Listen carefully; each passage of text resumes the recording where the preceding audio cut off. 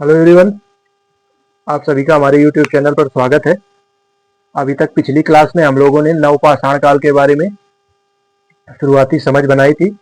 नवपाषाण काल क्या होता है, उसकी उपलब्धियां क्या थी, उसकी विशेषताओं के बारे में हम लोगों ने पढ़ लिया था। अब आज की क्लास में हम नवपाषाण काल के बारे में आगे पढ़ने जा रहे हैं। तो नवपाषाण काल के प्रमुख स्थल आज देखेंगे हम लोग। नवपाषाण काल के प्रमुख स्थल कहाँ कहाँ पर हमें नवपाषाण काल के अवशेष मिले हैं वो हमें देखने हैं। तो ये देखिए भारत का जैसे नक्शा है,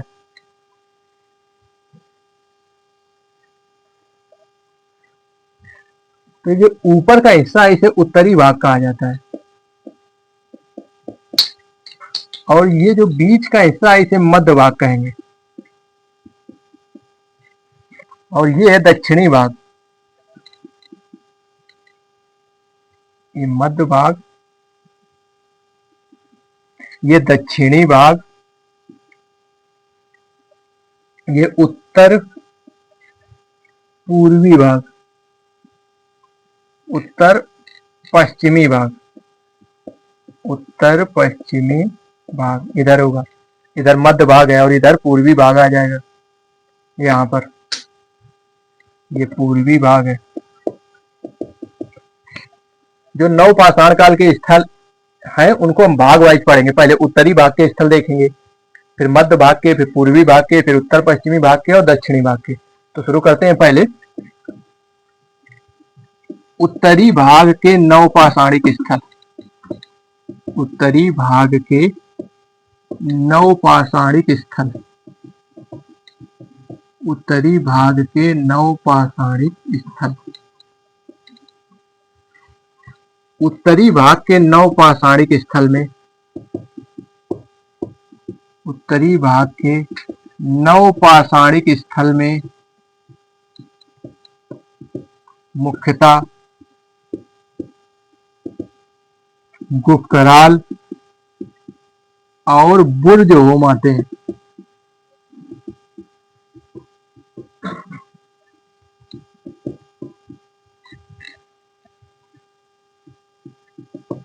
उत्तरी भाग के जो नवपाषाणिक स्थल है उसमें मुख्यतः दो स्थान आते हैं, एक गुफकराल और एक बुर्ज होम। तो अब देखते हैं गुफकराल के बारे में। पहला गुफकराल,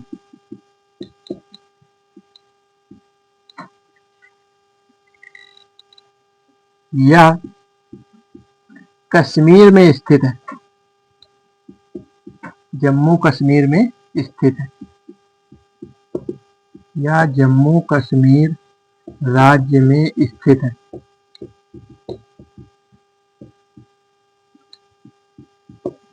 गुफकराल जो है वो जम्मू कश्मीर राज्य में स्थित है।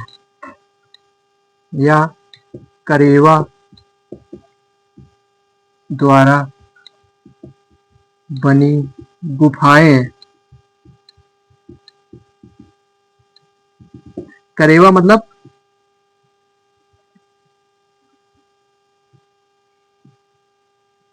पर्वतीय मिट्टी। जो पर्वतीय मिट्टी होती है उसे करेवा कहा जाता है। कश्मीर में, खासकर कश्मीर में जो पर्वतीय मिट्टी है उसे करेवा कहा जाता है। तो गुफकराल जम्मू कश्मीर में स्थित है और करेवा द्वारा बनी गुफाएं हैं। और गुफकराल का शाब्दिक अर्थ होता है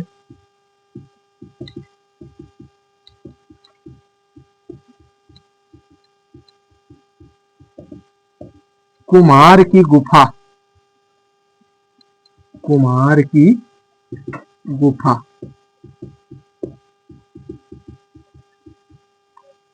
गुफकराल का शाब्दिक अर्थ होता है कुम्हार की गुफा। यहाँ पर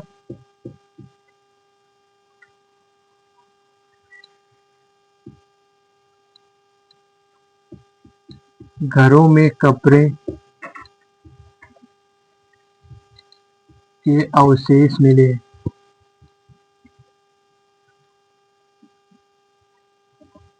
तो गुफकराल पहला उत्तरी भाग का नवपाषाणिक स्थल है। यह जम्मू कश्मीर राज्य में स्थित है। यह करेवा द्वारा बनी गुफाएं हैं। करेवा मतलब पर्वतीय मिट्टी, और गुफकराल का शाब्दिक अर्थ होता है कुम्हार की गुफा। और यहाँ पर घरों में कब्र के अवशेष मिले। और गुफकराल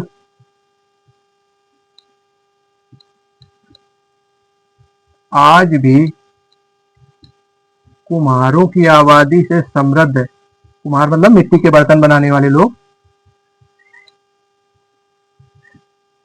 कुम्हारों की आबादी से समृद्ध है।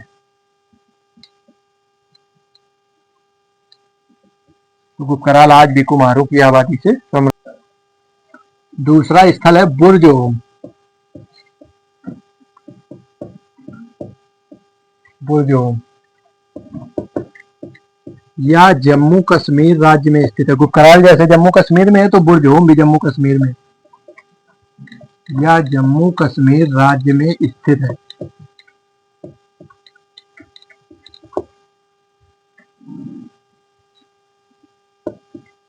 बुर्ज-ओम का शाब्दिक अर्थ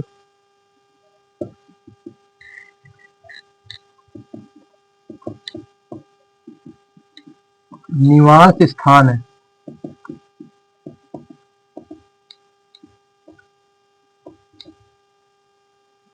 बुर्ज-ओम का शाब्दिक अर्थ निवास स्थान है। निवास स्थान मतलब रहने का स्थान। बुर्ज-ओम की खोज 1935 ईस्वी में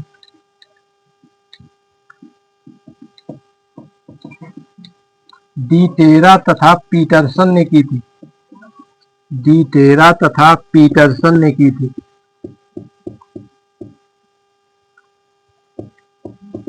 बुर्ज-ओम की खोज 1935 में डी टेरा तथा पीटरसन ने की थी। बुर्ज-ओम में गर्तावास के साक्ष्य मिले या गर्त आवास के साक्ष्य मिले भी लिख सकते हैं। गर्तावास के साक्ष्य मिले।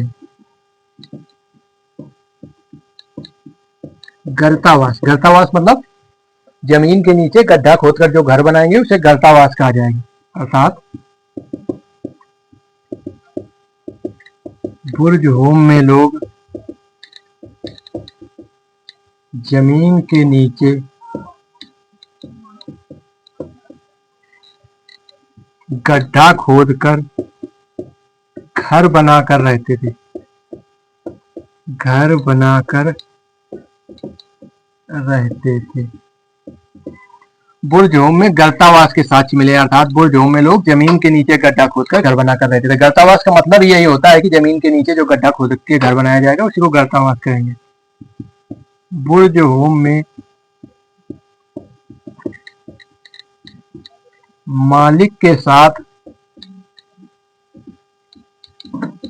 कुत्ते को दफनाए जाने का साक्ष्य मिला है।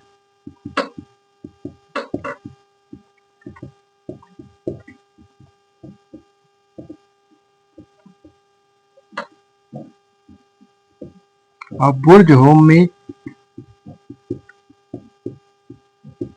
सूक्ष्म पाषाणिक उपकरणों का अभाव मिलता है। सूक्ष्म पाषाणिक उपकरणों का अभाव मिलता है।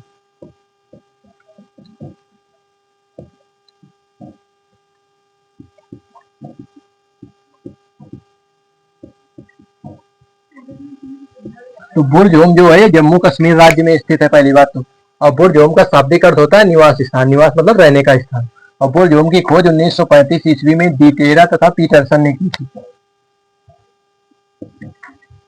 और बुर्ज-ओम में गर्तावास के साक्ष्य मिले। गर्तावास मतलब जमीन के नीचे लोग गड्ढा खोदकर घर बनाकर रहते थे, अंडरग्राउंड।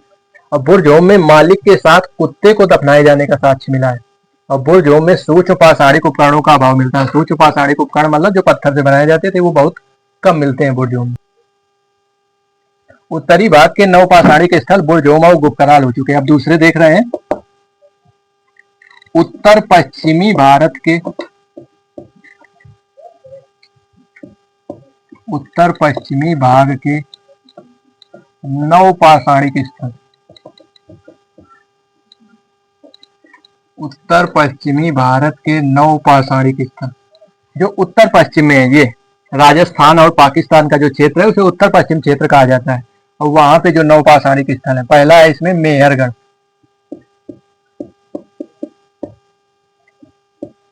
उत्तर पश्चिम भाग का पहला 9 पाषाणिक स्थल है मेहरगढ़। मेहरगढ़ पाकिस्तान के बलूचिस्तान प्रांत में स्थित है। बलूचिस्तान प्रांत में स्थित है।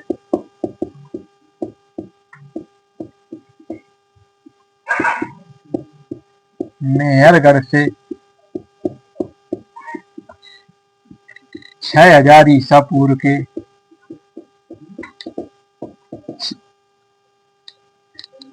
गेहूं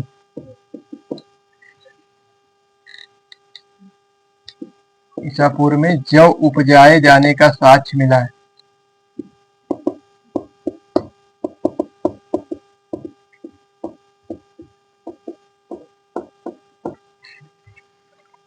मेहरगढ़ से 6000 ईसा पूर्व में जौ उपजाए जाने का साक्ष्य मिला है। कुछ लोग इसे गेहूं भी कहते हैं, तो जौ कहें या गेहूं कहें, इसके उपजाए जाने का साक्ष्य मिला है।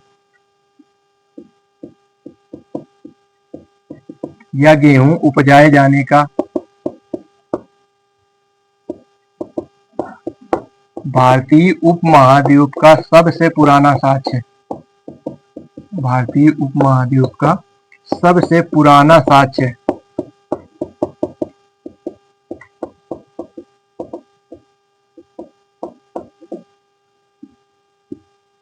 मेहरगढ़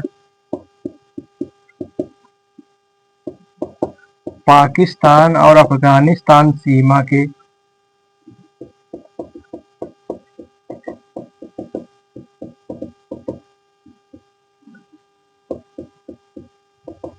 सीमा पर बोलन दर्रे के पास स्थित है।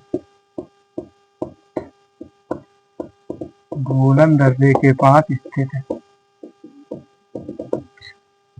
मेहरगढ़ में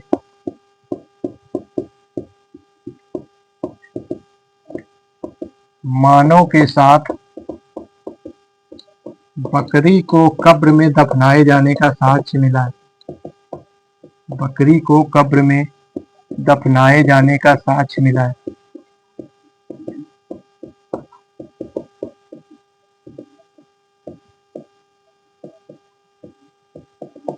तो मेहरगढ़ पाकिस्तान के बलूचिस्तान प्रांत में स्थित है। मेहरगढ़ से 6000 ईसा पूर्व में जौ या गेहूं उपजाए जाने का साक्ष्य मिला है। या गेहूं उपजाए जाने का भारतीय उपमहाद्वीप का सबसे पुराना साक्ष्य, तो गेहूं का सबसे पुराना साक्ष्य। और मेहरगढ़ पाकिस्तान और अफगानिस्तान सीमा पर बोलन दर्रे के पास स्थित है। बोलन दर्रा है पाकिस्तान और अफगानिस्तान के बीच, वहां पर स्थित है। और मेहरगढ़ में मानव के साथ बकरी को कब्र में दफनाए जाने का साक्ष्य मिला है। अभी हम लोगों ने पीछे बुरजोम में देखा था कि मानव के साथ कुत्ते को दफनाए जाने का साक्ष्य मिला है, और मेहरगढ़ में मानव के साथ बकरी को कब्र में दफनाए जाने का साक्ष्य मिला है। अगला स्थल है उत्तर पश्चिमी भाग का बालाथल और बागोर, ये दो स्थल हैं, राजस्थान में स्थित है। बालाथल और बागोर। बालाथल और बागोर राजस्थान राज्य में स्थित है। राजस्थान राज्य में स्थित है। राजस्थान राज्य में स्थित है। यहां से पशुपालन का साक्ष्य मिला है।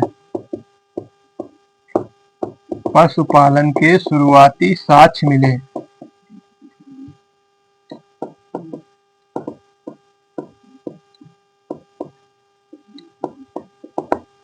यहां से पशुपालन के शुरुआती साक्ष्य मिले हैं। अब तीसरे नंबर पे उत्तरी भाग के नौपाषाणिक स्थल देख लिया, उत्तर पश्चिमी भाग। अब देखते हैं मध्य भाग।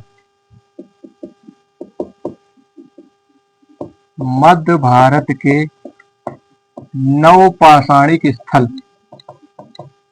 मध्य भारत के नौपाषाणिक स्थल। मध्य भारत मतलब मुख्यतः उत्तर प्रदेश राज्य आएगा इसमें। और उत्तर प्रदेश राज्य के जितने भी नौपाषाणिक स्थल होंगे उसको मध्य भारत के नौपाषाणिक स्थल कहा जाता है। इसमें पहला है कोल्डिहवा। कोल्डिहवा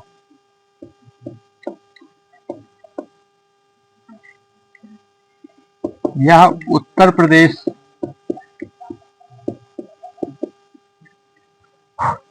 उत्तर प्रदेश के प्रयागराज जिले में स्थित है।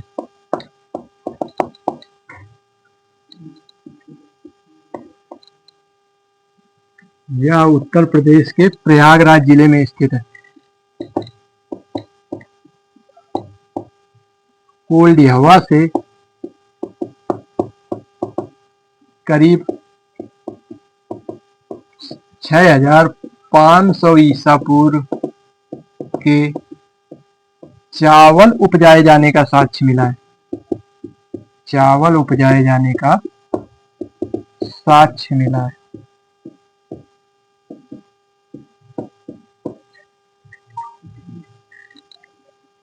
यह साक्ष्य लहुरा देव के बाद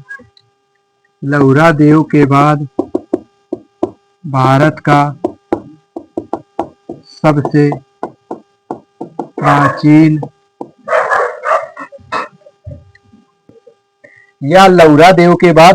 सबसे प्राचीन चावल उपजाए जाने का साक्ष्य है। चावल उपजाया जाने वाला स्थल है।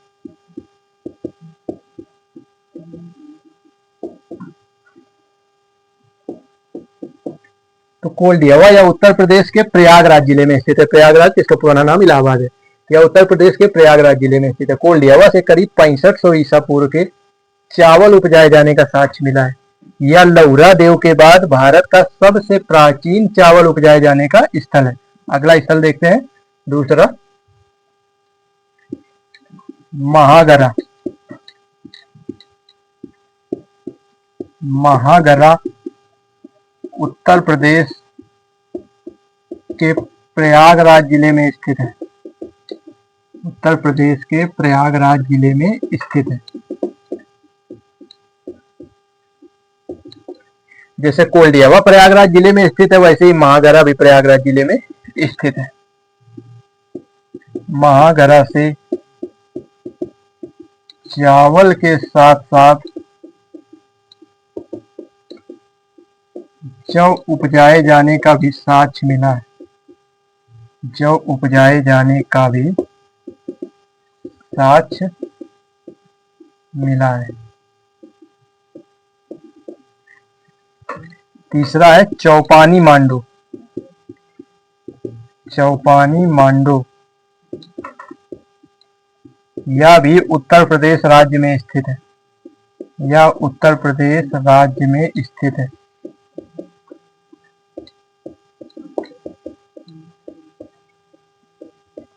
चौपानी मांडू के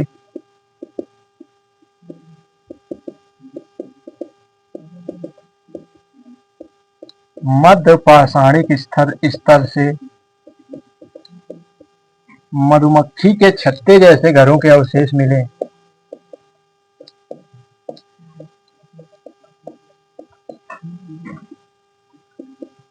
छत्ते जैसे घरों के अवशेष मिले।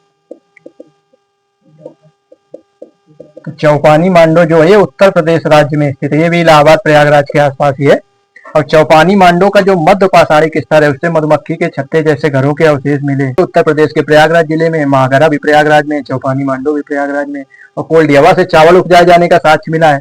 महागरा से भी चावल के साथ साथ जौ उपजाए जाने का साक्ष्य मिला है। और चौपानी मांडो के नव पाषाणिक स्थल में तो कुछ नहीं है, लेकिन मध्य पाषाणिक स्तर से मधुमक्खी के छत्ते जैसे घरों के अवशेष मिले। नंबर चौथा, ये पूर्वी भाग है। यहाँ के नव पाषाणिक स्थल अब देखते हैं। पूर्वी भारत के नव पाषाणिक स्थल। नव पाषाणिक स्थल पूर्वी भारत के नव पाषाणिक स्थल।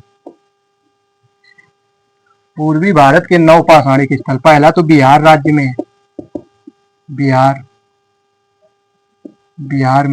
बिहार राज्य में है चिरांद, सेनुआर, चिरांद, सेनुआर,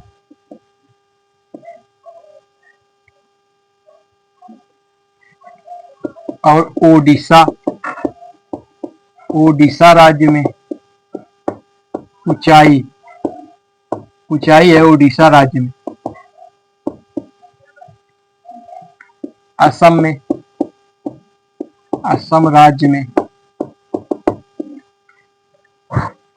डायोजल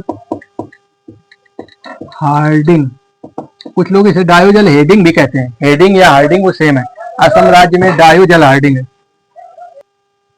असम राज्य में डायोजल हार्डिंग है। कुछ लोग इसे डायोजल हेडिंग भी कहते हैं, और नाम में कंफ्यूज नहीं होना है। असम राज्य में डायोजल हार्डिंग। और पश्चिम बंगाल में, पश्चिम बंगाल राज्य में इसमें है पांडुराजार ढिबी, ये पश्चिम बंगाल में। तो पूर्वी भाग के 9 पाषाणिक स्थल बिहार, ओडिशा, असम, पश्चिम बंगाल राज्य में स्थित है। बिहार के है चिरांद, सनुआर, ओडिशा में है कुचाई, असम में है डायोजल हार्डिंग या हेडिंग, और पश्चिम बंगाल में है पांडुराजार ढिबी। अब पूर्वी भारत के इस 9 पाषाणिक स्थलों में कुछ स्थलों के बारे में डिटेल से पढ़ते हैं। पहला है चिरांद, चिरांद के बारे में देखते हैं। चिरांद यह बिहार में स्थित है, यह बिहार राज्य में स्थित है।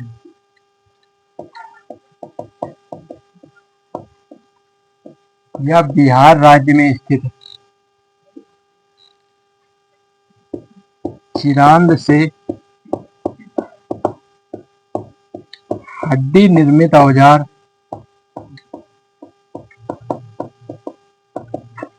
बड़ी मात्रा में मिले हैं।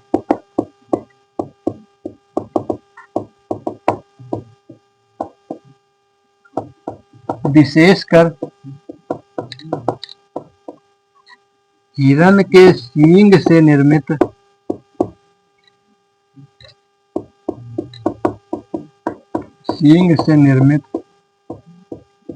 औजार बड़ी मात्रा में मिले।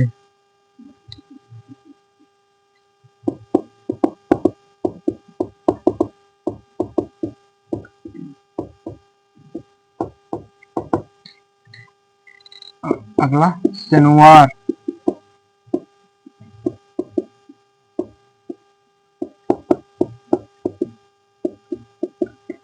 सनुआर से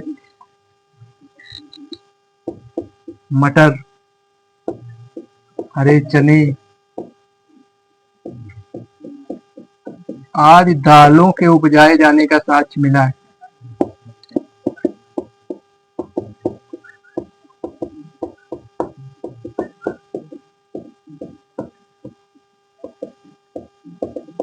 और चिरांद जो है बिहार राज्य में स्थित है। चिरांद से हड्डी निर्मित औजार बड़ी मात्रा में मिले हैं, हड्डी से जो औजार बनते हैं, विशेषकर हिरण के सींग से निर्मित औजार बड़ी मात्रा में मिले हैं। सनुआर से मटर, हरे चने या दालों के उपजाए जाने का साक्ष्य मिला है। बाकी पूर्वी भारत के स्थलों से कुछ खास प्राप्त नहीं हुआ है, बस उनकी खुदाई हुई है। तो इस तरह से ये हमने पूर्वी भाग के 9 पाषाणिक स्थल के बारे में थोड़ा सा डिटेल से अध्ययन कर लिया। अब अगले हैं 5वें नंबर पे दक्षिणी भाग के 9 पाषाणिक स्थल। दक्षिणी भारत के 9 पाषाणिक स्थल। दक्षिणी भारत के 9 पाषाणिक स्थल। दक्षिणी भारत के 9 पाषाणिक स्थल। दक्षिणी भारत के 9 पाषाणिक स्थल। 9 पाषाणिक स्थल। स्थल मुख्यतः कर्नाटक, आंध्र प्रदेश। 9 पाषाणिक स्थल मुख्यतः कर्नाटक, आंध्र प्रदेश और तमिलनाडु राज्य में मिलते हैं। राज्य में मिलते हैं। पहले कर्नाटक। कर्नाटक के 9 पाषाणिक स्थल। 9 पाषाणिक स्थल। कर्नाटक के 9 पाषाणिक स्थल। कर्नाटक के जो 9 पाषाणिक स्थल हैं उनके नाम है ब्रह्मगिरी,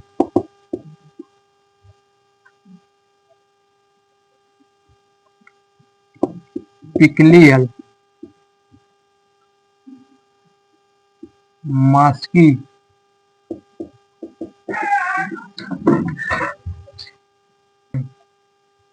कर्नाटक के 9 पाषाणिक स्थल में ब्रह्मगिरी, पिकलिहल, मास्की, हल्लूर, कोडेकल, टी नरसीपुर,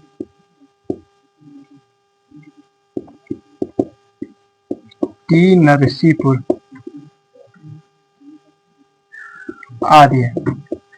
तो कर्नाटक के जो 9 पाषाणिक स्थल हैं उनमें ब्रह्मगिरी, पिकलिहल, मास्की, हल्लूर, कोडेकल, टी नरसीपुर आदि है। कर्नाटक के 9 पाषाणिक स्थलों से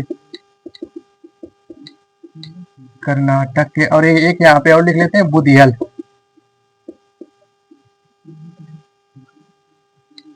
कर्नाटक के 9 पाषाणिक स्थलों से राख के ढेर के अवशेष मिले हैं।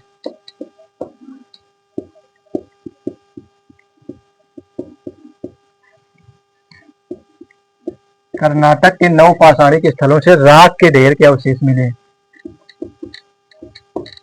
राख के ढेर से पशुपालन बड़ी मात्रा में होने का संकेत मिलता है। बड़ी मात्रा में उस क्षेत्र में होने का संकेत मिलता है।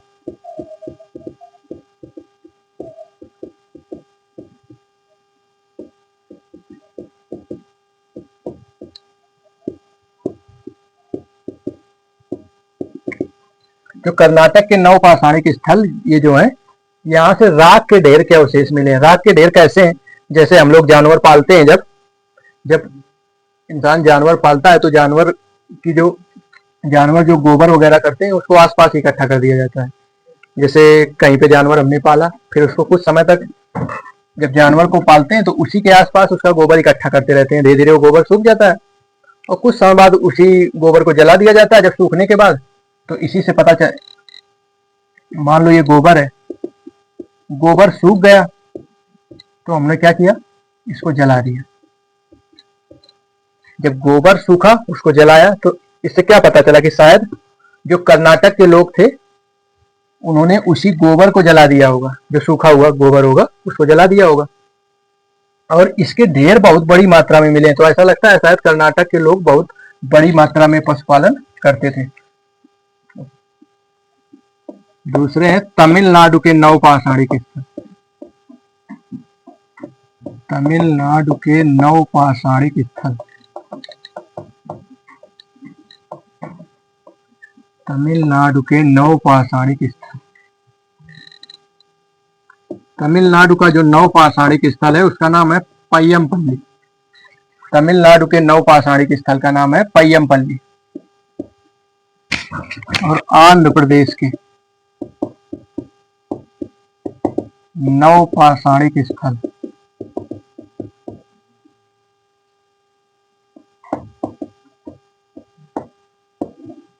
इसमें आते हैं पलवाय, उतनूर, नागार्जुन कोंडा,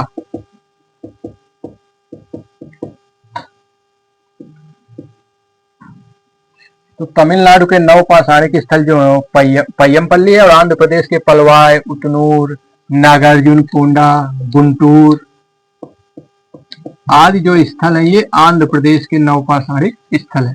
और एक जो कर्नाटक का स्थल था बुधियल। बुधियल से कसाई खाना के साक्ष्य मिले।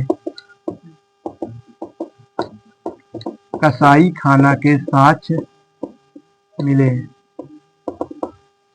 यह सामुदायिक पशुवध का संकेत देता है। यहाँ सामुदायिक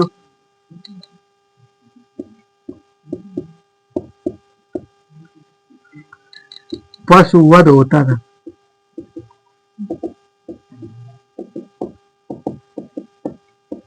जो बुधियल है वहां से कसाई खाना के साक्ष्य मिले। कसाई खाना मतलब जहाँ जानवर काटे जाते हैं, तो यहाँ पे सामुदायिक पशुवध किया जाता था। और दक्षिण भारत के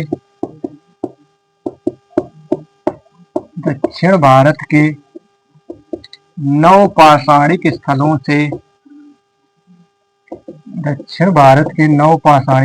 से पत्थर की चक्कियों के साक्ष्य मिले हैं। पत्थर की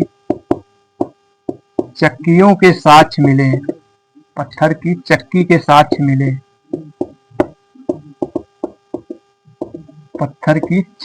साक्ष्य मिले, जिससे पता चलता है कि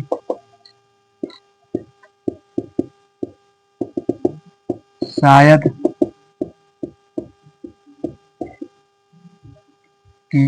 नवपाषाण काल के लोगों ने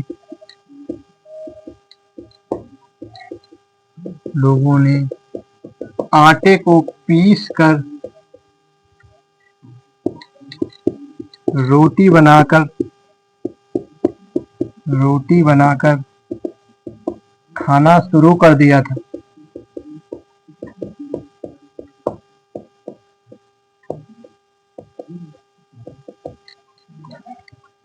तो बुधियल जो है वहां से कसाई खाना के साक्ष्य मिले, और दक्षिण भारत के नवपाषाणिक स्थलों से पत्थर की चक्की के साक्ष्य मिले। जब पत्थर की चक्की से क्या किया, आटा पीसा जाता है, तो जिससे पता चलता है कि नवपाषाण काल के लोगों ने आटे को पीसकर रोटी बनाकर खाना शुरू कर दिया था। जब आटा पीसा जाएगा तो रोटी बना खाएंगे, तो ऐसा लगता है कि शायद नवपाषाण काल के लोगों ने आटा बनाकर खाना शुरू कर दिया था। अब नवपाषाण काल के स्थल पूरे हो चुके हैं, अब थोड़े से और तथ्य देख लेते हैं। तो नवपाषाण काल में मृद भांड का प्रयोग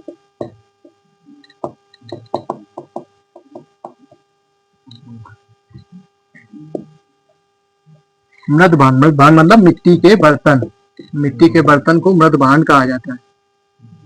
मिट्टी के बर्तन, ये भी एक नवपाषाण काल की एक बहुत बड़ी उपलब्धि है कि नवपाषाण काल में मानव मिट्टी के बर्तन बनाने लगा था।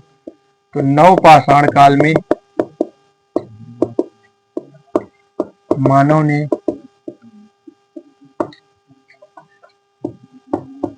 अनाज के भंडारण, भोजन पकाने तथा खाने के लिए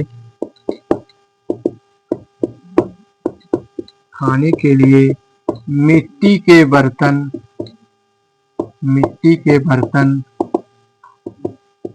मृद भांड बनाना शुरू कर दिया था।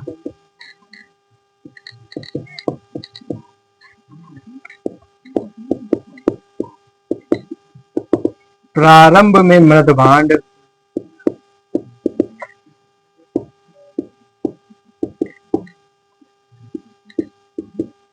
हाथ से बनाए जाते थे।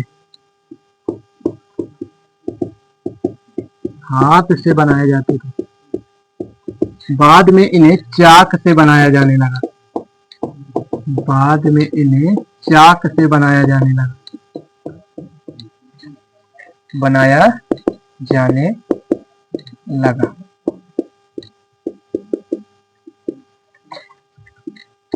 और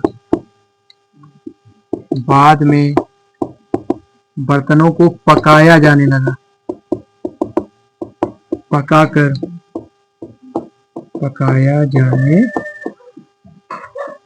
तो नवपाषाण काल में मानव मृद भांड का प्रयोग करने लगा था। यह भी एक नवपाषाण काल की बहुत बड़ी उपलब्धि थी कि मानव मिट्टी के बर्तन का प्रयोग करने लगा था।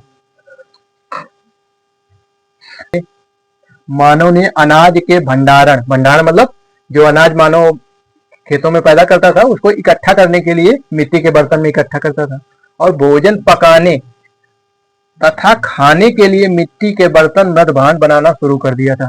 तो मृद भांड का उपयोग क्या था, एक अनाज का भंडारण इकट्ठा करना, भोजन पकाने में बर्तन की जरूरत पड़ती थी, और खाने के लिए मिट्टी के बर्तन बनाना शुरू किया। और प्रारंभ में मृद भांड हाथ से बनाए जाते थे, बाद में इन्हें चाक से बनाया जाने लगा। और पहले जो बर्तन होते थे वो कच्चे उपयोग किए जाते थे, बाद में इन बर्तनों को पकाया जाने लगा तो इनकी उपयोगिता बढ़ गई। इस तरह से ये नवपाषाण काल की हमारी क्लास पूरी होती है। अगर आपको ये क्लास अच्छी लगे तो इसे लाइक करिएगा और शेयर करिएगा और हमारे चैनल को भी सब्सक्राइब करिएगा। अब हम अगली क्लास में ताम्र पाषाण काल और महापाषाण संस्कृत के बारे में अध्ययन करेंगे। तो चलिए आज की क्लास पूरी करते हैं। धन्यवाद।